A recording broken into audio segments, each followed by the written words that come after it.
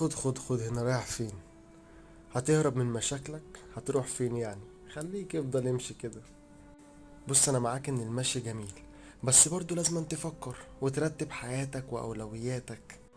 انا عايزك لما تهرب من مشاكلك ترجع لها اقوى من الاول، وتديها كام بنية كده على كام شلوط، وتقول لها اللي احنا ما بنيأس، بنتعلم وبنجيلك، بتدينا ونديلك اعز ما فينا وشبابنا، وتاخد كل ما فينا.